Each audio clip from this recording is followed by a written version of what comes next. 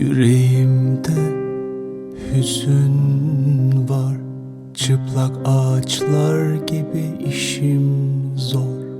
Sen de gidersen eğer, geçmek bilmez günler. Yaşam soğuğa hazır, işte sonbahar. Sen de gidersen eğer, geçmek bilmez günler. Yaşam soğuğa hazır, işte sonbahar. Yeşil bile yorgun, yaşlı gözlerdir bulutlar. Arkadaş olmuş ışıkla yağmur, dans ediyorlar. İçimde sonbahar, çevremde sonbahar. Hep birlik olmuşlar, sanki bizi ayırıyorlar.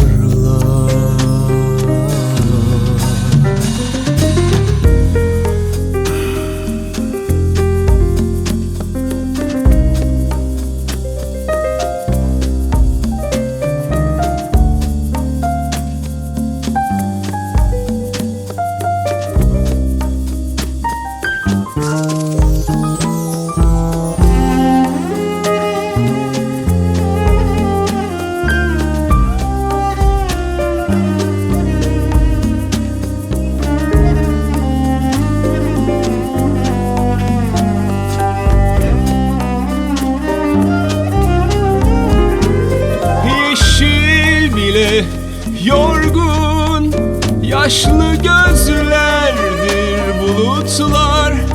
Arkadaş olmuş ışıkla yağmur, dans ediyorlar.